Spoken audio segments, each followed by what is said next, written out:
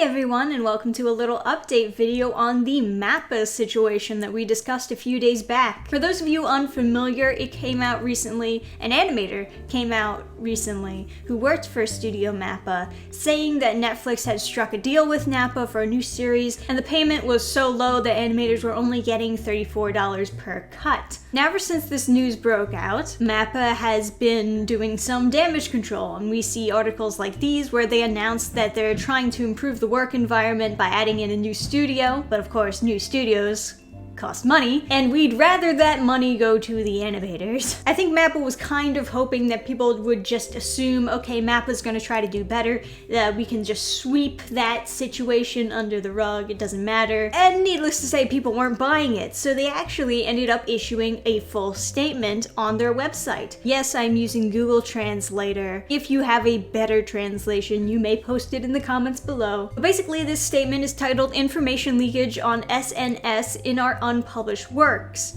So they describe it as a leakage, meaning that yes, the pay rate that they were giving their animators was 100% true, which is bad. The other day, it was discovered on SNS that inside information in our unpublished work was leaked in a misleading manner. As a result of some information being cut out and exchanges based on misunderstandings and speculations being added due to writing on SNS and comments in the process of spreading, the facts are unfairly distorted, causing a great deal of inconvenience to the people involved.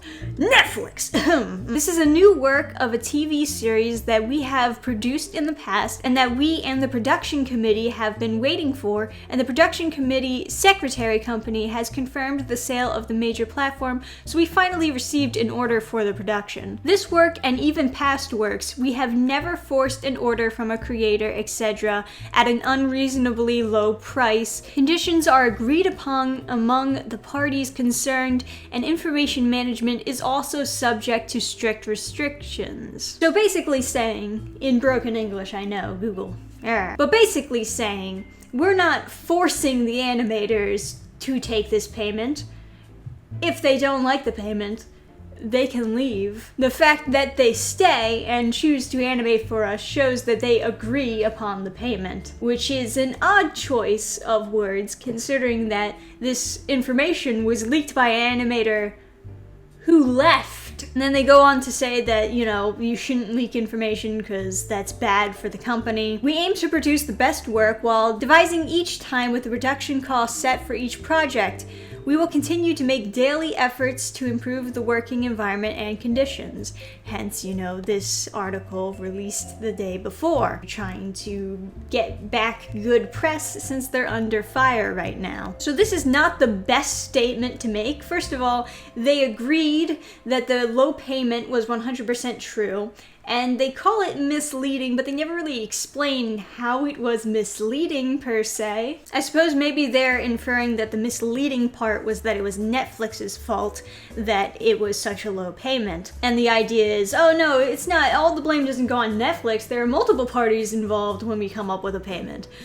But that doesn't really help make Mappa or Netflix look good. At the end of the day, you still got a low payment for an animation production, and the animators are getting screwed. And then how do they respond to the animators getting screwed? Oh, well, if they don't like it, they can just leave and work for somewhere else. So basically, Mappa is just begging their animators to quit or unionize or stage a walkout. I don't think this is changing anyone's minds to make them pro-Mappa or pro-Netflix for that matter. If anything, I think this just made the situation that much more worse. And I think it's important to mention that it's not just Mappa that has this problem in Japan. There are a lot of different studios where they underpay their animators and overwork them, and you even see like online that they're trying to bait in students who want free internships so that they can get free labor. You know, come to our studio so that you can learn by doing all the work. Not that I'm denying they would learn how to animate, but it's a pretty skeezy way of getting free labor, those types of like internships. And the worst part is the fact that they don't even get credited. And because, you know, these students are young and impressionable, they don't really understand that they should be getting paid for the work that they're doing and that they're being taken advantage of. And I see a lot of people in America, Western of course, that are saying, oh, Why aren't these animators unionizing? We could very well be heading in that direction, but I think the most important thing that people need to come into terms with is the fact that Japan's culture is very different from America. They feel rude asking for more, and they're kind of just taught to accept what they have and just be thankful that they can work in the industry that they want. But even more so, if they were going to stage a walkout, like I said before, that would mean no income for a while, so they'd have to go to their families for support. And, you know, in Japan, moving back in with your family it's not necessarily considered to be a very good thing. Not that it's a good thing in America either, but I think it's much more acceptable here, especially because we have a lot of unions who do stuff like that, and they normally would have their family support them doing stuff like that so that they can get better wages or better conditions. But Japan does not have the same social standards. And you know, those types of walkouts, one of the most successful things about them is that it gives bad press for the business in question. But the strategy is basically just a waiting game. So if we were going to use Mappa as an example, if they walked out, both parties in question would be at disadvantage. Mappa would have to shut down the studio, which means that they probably won't make their deadlines, but also the animators are not making any income at all. And the thing about that is big businesses can wait out the employees for a long time because they at least have money. It really depends on how desperate the business is to get running again versus how desperate the employees are to have income again. Now, it does seem like Mappa is kind of desperate for these animated projects to come out, which is why they're taking on so many projects despite the low pay. But if the animators there are already willing to put up with the low pay, then you do have to wonder how much more they would be willing to put up with. Where exactly is their breaking point? If $34 a cut isn't the breaking point for them, then where is it? I am willing to bet that more animators than the one who spread the leak left Mappa after that, but the fact of the matter is they still have animators there, and they're still getting students to join their animation team. So for now, they're gonna keep running. They're gonna overwork and underpay, as they usually do, and it's a problem.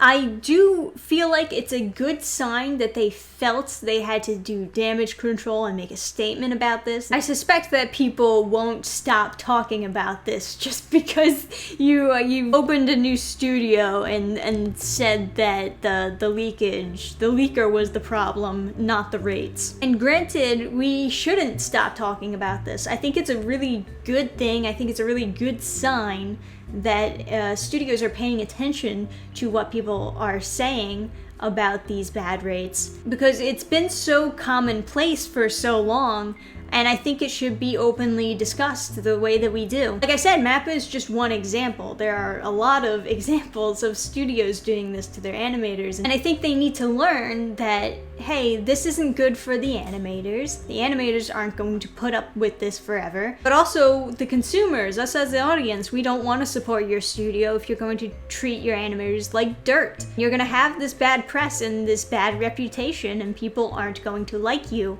It's going to be harder for you to make money. It's a all-around bad situation for you, so you might as well just find a better way to make sure your animators get paid so that they're not overworked. I mean, at the very least, if you're going to take on a small amount of money for a production, at the very least make sure that the actual production quality matches the price. The animators of Chainsaw Man should not be paid the same amount as the animators from House Husband. It's not acceptable for you to think that those are the same thing and that it's worth the same price. If you don't have the money, then I get it. I get cutting corners in some places. You know, there was another article on Cartoon Brew where they were talking about using AI for creating anime backgrounds or tweens for a lot of their animated frames. Granted, these are just more ways to not pay animators. But like I said before, if you're going to take these very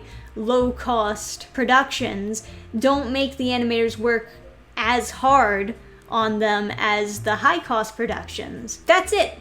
That's all I ask, because people can freelance animation. They can do animation as a side job if they wanted to do that, and they can be involved in those low-cost productions that don't require so much time and effort to do. The problem is you expect them to work there full-time and not get decent pay. I don't know why I have to explain that. That should be like common knowledge here. But you know, something else I am curious about. There are independent animators in Japan also. And they want to do their own independent anime and, you know, post it on YouTube because they're not very savvy in the business world.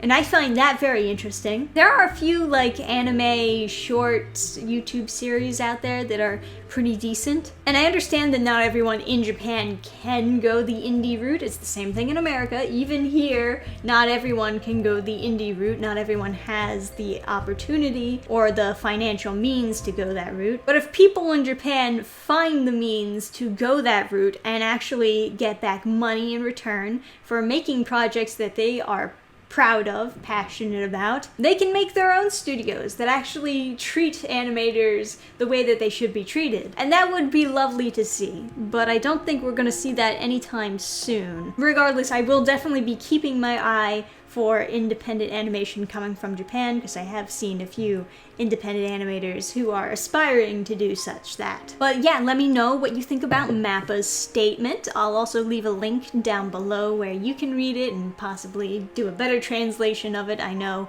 Google Translate is very janky. Let me know what you think of Japan and how they're handling the anime industry. Hopes for the future. And like I said, it's a good thing that we're all talking about it. I don't encourage any harassment for that manner. Don't go to like Netflix, Twitter, or whatever and like do angry tweets at them like, how dare you? I'm not for harassing anybody, but it's good to talk about it. It's good to have an open discussion about it and talk about how, hey, this is a problem, it needs to be fixed.